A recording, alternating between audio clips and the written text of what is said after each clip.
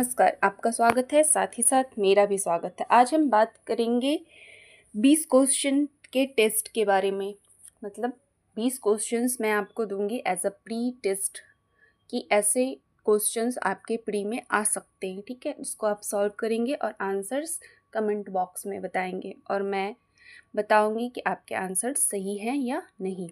तो पैसे चलिए शुरुआत करते हैं पहले सवाल के साथ। निम्नलिखित कथनों पर विचार कीजिए। पहला कथन है कि अफ्रीकी चीतों की तुलना में एशियाई चीते छोटे होते हैं लेकिन उनकी खाल मोटी होती है। दूसरा है संरक्षित क्षेत्रों में 90% चीता शावकों की मृत्यु का प्रमुख कारण परभक्षण है। तीसरा है एशियाई चीते वर्ष 1952 तक भारत से विलुप्त हो चुके थे। चौथा है अफ्रीकी चीतों का IUCN रेड लिस्ट में सुभेद के रूप में सूचीबद्ध किया गया है। उपरोक्त कथनों में से कितने सही हैं? केवल एक, पहला, दूसरा केवल दो, तीसरा केवल तीन, चौथा सभी चार। अब दूसरा सवाल है, निम्नलिखित कथनों पर विचार कीजिए। कथन पहला क्या कहता है कि वन्य जीवों और वनस्पतियों की लुप्त प्राय प्रजातियों में अंतर्राष्ट्रीय व्यापार पर अभी समय के COP19 में भारत के शीशम को सम्मेलन के परिशिष्ट सेकंड में शामिल किया गया था। कथन दूसरा कहता है परिशिष्ट दूसरे में एक पक्षकार के अनुरोध पर शामिल प्रजातियां शामिल हैं जो पूर्व से ही प्रजातियों के व्यापार को नियंत्रित कर रहा है तथा जिन्हें अस्थिर या अवैध शोषण को रोकने के लिए अन्य देशों के सहयोग की आवश्यकता है। उपरोक्त कथनों के संबंध में निम्नलिखित में से कौन सा सही है? कथन पहला है और कथन दूसरा दोनों सही हैं तथा कथन दूसरा जो है कथन पहले की सही व्याख्या है। दूसरा है कथन पहला और कथन दूसरा दोनों सही हैं तथा कथन दूसरा जो है कथन पहले की सही व्याख्या नहीं है। तीसरा है कथन पहला सही है किंतु कथन दूसरा गलत है। चौथा है कथन पहला गलत है किंतु कथन दूसरा जो है वो सही है। सवाल नंबर 3, निम्नलिखित कथनों पर विचार कीजिए। निडेरियन जेलीफिश समुद्री एनीमोम और प्रवाल सहित जलीय जीवों के एक समूह को संदर्भित करता है। दूसरा है सभी निडेरियन यौन प्रजनन में सक्षम है। तीसरा है कुछ निडेरियन शैवाल के साथ सहजीवी संबंध प्रदर्शित कर सकते हैं। उपरोक्त कथनों में से कितने सही हैं? पहला केवल एक, दूसरा केवल दो, तीसरा सभी तीन, चौथा कोई भी नहीं।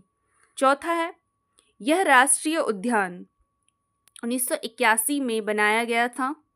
इसे वर्ष 1994 में भारत सरकार द्वारा प्रोजेक्ट टाइगर रिजर्व घोषित किया गया था। भारत में पाई जाने वाली 9 गिद्ध प्रजातियों में से 7 प्रजातियां यहाँ पाई जाती है। वह नदी जो इस उद्यान से होकर दक्षिण से उत्तर की ओर बहती है घड़ियाल, मगर और अन्य जलीय जीवों का आवास है और सबसे कम प्रदूषित नदियों में से एक है तथा यमुना की सहायक नदी है। इस रिजर्व के भूभाग की विशेषता व्यापक पठार और घाटियां हैं। निम्नलिखित में से जिसका वर्णन ऊपर किया गया है वो है पहला पन्ना राष्ट्रीय उद्यान, दूसरा जिम कॉर्बेट राष्ट्रीय उद्यान, तीसरा दुधवा राष्ट्रीय उद्यान, चौथा राजाजी राष्ट्रीय उद्यान। 5वां प्रश्न है निम्नलिखित कथनों पर विचार कीजिए। मॉन्ट्रियल प्रोटोकॉल में किगाल संशोधन का लक्षण वर्ष 2030 तक हाइड्रोफ्लोरोकार्बन के उपयोग को चरणबद्ध तरीके से कम करना तथा समाप्त करना है। दूसरा, HFC को क्लोरोफ्लोरोकार्बन की तुलना में अधिक शक्तिशाली ओजोन क्षरण पदार्थ माना जाता है। उपरोक्त कथनों में से कौन सा से सही हैं या हैं? पहला केवल एक, दूसरा केवल दो, तीसरा केवल एक और दो और चौथा ना तो एक और ना ही दो। छठा प्रश्न है delta platform marine sand watch के संदर्भ में निम्नलिखित कथनों पर विचार कीजिए। पहला कथन है यह समुद्री पर्यावरण में बालू और अन्य अवसाद निष्कर्षण पर पहला वैश्विक डेटा प्लेटफॉर्म है। दूसरा है इसे GRID जिनेवा द्वारा विकसित किया गया है जो संयुक्त राष्ट्र पर्यावरण कार्यक्रम UNEP का एक केंद्र है। तीसरा, यह ड्रेजिंग जहाज़ों के संचालन की पहचान करने के लिए जहाज़ों को से स्वचालित पहचान प्रणाली सिग्नल तथा आर्टिफिशियल इंटेलिजेंस का उपयोग करता है। चौथा, इसका अनुमान है कि समुद्री एवं तटीय वातावरण में प्रत्येक वर्ष 50 से 100 वर्ष टन रेत और अन्य अवसादों को निष्कर्षित किया जाता है। उपरोक्त कथनों में से कौन सा से सही है या हैं? पहला केवल 1 और 2, दूसरा केवल 2, 3 और 4, तीसरा केवल 1 और 2 और 3, चौथा है 1, 2, 3 और 4। सातवां प्रश्न है, निम्नलिखित कथनों पर विचार कीजिए। पुष्पोदिग्ध फेनरेमोगेम में बीज रहित पौधे तथा पौधे जैसी संरचना होती है, जबकि क्रिप्टोगैम में बीज वाले पौधे होते हैं। दूसरा है, फेनरोगेम में एक विकसित सहवहनी प्रणाली का अभाव होता है, जबकि क्रिप्टोगेम में एक सुविकसित सहवहनी प्रणाली होती है। तीसरा है, भारत के पहले क्रिप्टोगैमिक कार्बन का उद्घाटन उत्तराखंड के देहरादून में किया गया। उपरोक्त कथनों में से कितने कथन सही हैं? पहला केवल 1, दूसरा केवल 2, तीसरा केवल 3 और चौथा सभी 4। आठवां प्रश्न है, 75 एंडेमिक वर्ड्स ऑफ इंडिया शीर्षक से एक प्रकाशन जारी किया गया था। पहला वर्ल्ड लाइफ इंटरनेशनल द्वारा, दूसरा भारतीय प्राणी सर्वेक्षण ZSI द्वारा, तीसरा Bombay natural history society BNHS द्वारा, चौथा वेटलैंडर्स इंटरनेशनल द्वारा। 9वां प्रश्न है, निम्नलिखित पर विचार कीजिए। पहला निकल, दूसरा पायरीन, तीसरा नाइट्रोजन डाइऑक्साइड, चौथा कार्बन डाइऑक्साइड। उपरोक्त में से कितने प्रदूषक राष्ट्रीय परिवेशी वायु गुणवत्ता मानकों NAAQS के अंतर्गत आते हैं? पहला केवल 1, दूसरा केवल 2, तीसरा केवल 3, चौथा सभी 4। 10वां क्वेश्चन है, निम्नलिखित युग्मों पर विचार कीजिए। रामसर स्थल और अवस्थिति। पहला है चंद्रताल आर्द्रभूमि उत्तराखंड, दूसरा है सुर सरोवर आंध्र प्रदेश, तीसरा है सांख्य सागर उत्तर प्रदेश, चौथा है अंशुपा झील मध्य प्रदेश।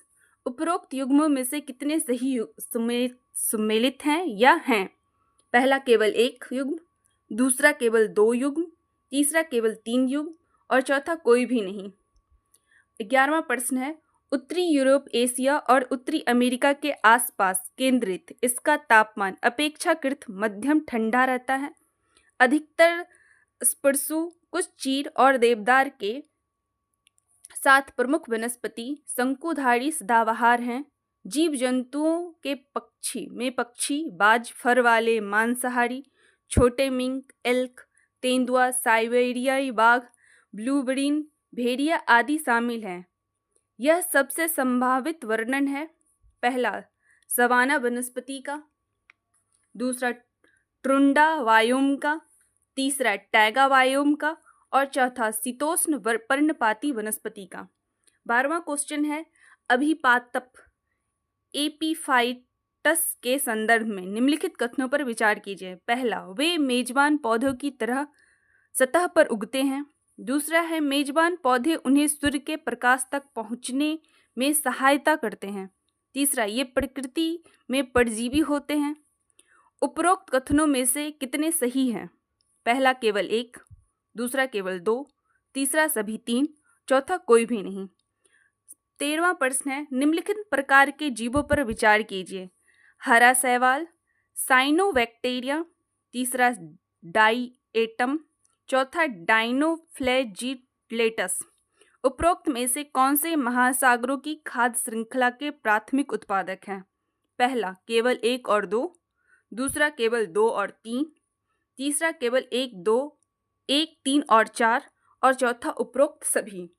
चौथा प्रश्न है, पर्यावरण संरक्षण अधिनियम 1946 के संबंध में निम्नलिखित कथनों पर विचार कीजिए। कथन पहला है, यह अधिनियम केंद्र सरकार को किसी भी उद्योग के संचालन, निषेध करने या विनियमन के लिए निर्देश जारी करने के लिए अधिकृत करता है। दूसरा कथन है यह अधिनियम ने लोकस स्टैंडी के नियम को शिथिल कर दिया। उपरोक्त कथनों के संबंध में निम्नलिखित में से कौन सा कथन सही है? पहला कथन है और दूसरा कथन दोनों सही है। कथन दूसरा जो है कथन पहले की सही व्याख्या है। दूसरा कथन पहला और कथन दूसरा दोनों सही हैं और कथन दूसरा कथन पहले की सही व्याख्या नहीं करता है। कथन तीसरा कथन पहला सही है किंतु कथन दूसरा गलत है। चौथा कथन दूसरा सही है किंतु कथन पहला गलत है। 15वां क्वेश्चन है महासागरीय अम्लीकरण के संबंध में निम्नलिखित कथनों पर विचार कीजिए। पहला, यह महासागर द्वारा कार्बन यौगिकों के अवशोषण के कारण महासागर के पीएच में कमी है।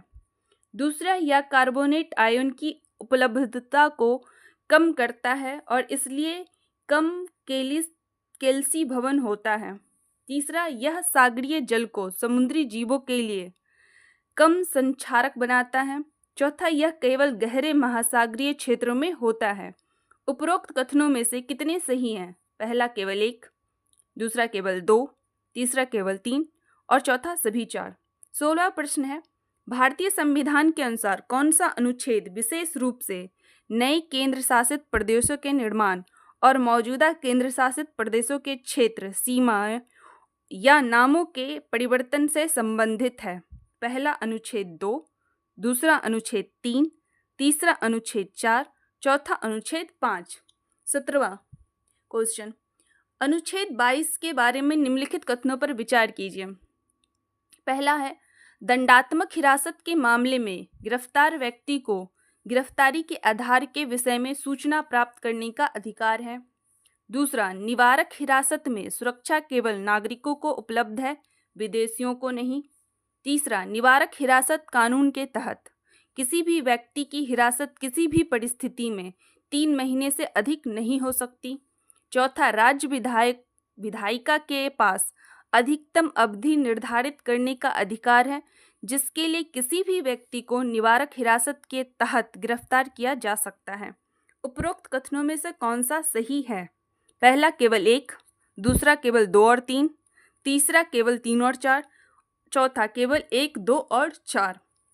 18वां क्वेश्चन है मूल कर्तव्यों के संदर्भ में निम्नलिखित कथनों पर विचार कीजिए। पहला है 6 से 14 वर्ष के आयु के बीच अपने बच्चे को शिक्षा के अवसर प्रदान करना 42वें संविधान अधिनियम के माध्यम से अधिनियमित कर्तव्यों की मूल सूची का हिस्सा रहा है। दूसरा है देश की रक्षा करना और आवश्यकता पड़ने पर राष्ट्रीय सेवा प्रदान करना मूल कर्तव्यों के अंतर्गत शामिल नहीं है। तीसरा, संविधान न्यायालय द्वारा उनके सीधे प्रवर्तन का प्रावधान नहीं करता है। उपरोक्त कथनों में से कितने सही हैं? पहला केवल 1, दूसरा केवल 2, तीसरा सभी 3, चौथा कोई भी नहीं।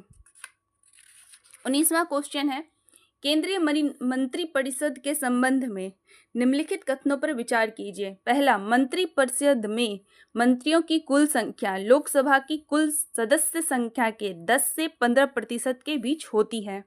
दूसरा, जबकि प्रधानमंत्री राष्ट्रपति के प्रसाद पर्यंत पद धारण करता है वही अन्य मंत्री प्रधानमंत्री के प्रसाद पर्यंत पद धारण करते हैं। तीसरा, मंत्रिपरिषद सामूहिक रूप से संसद के दोनों सदनों के प्रति उत्तरदायी होता है। उपरोक्त कथनों में से कितने सही हैं? पहला केवल 1, दूसरा केवल 2, तीसरा सभी 3, चौथा कोई भी नहीं। 20वां और आखिरी प्रश्न आज का निम्नलिखित युग्मों पर विचार कीजिए। मंत्री समिति और अध्यक्ष। राजनीतिक मामलों की मंत्रिमंडल समिति प्रधानमंत्री। दूसरा, संसदीय कार्य मंत्रिमंडल समिति संसदीय कार्य मंत्री। तीसरा, सुरक्षा पर मंत्रिमंडल समिति रक्षा मंत्री। चौथा, आर्थिक मामलों की मंत्रिमंडल समिति वित्त मंत्री। उपरोक्त कितने युग्म सही सुमेलित हैं? पहला केवल 1, दूसरा केवल 2, तीसरा सभी 3 और चौथा सभी 4। आज के लिए इतना ही। इन प्रश्नों का जवाब आप कमेंट में जो आपको सही लगता है वो बताएं, उसके बाद मैं आपको सही आंसर्स बताऊंगी। तब धन्यवाद, फिर मिलते हैं नेक्स्ट क्लास में।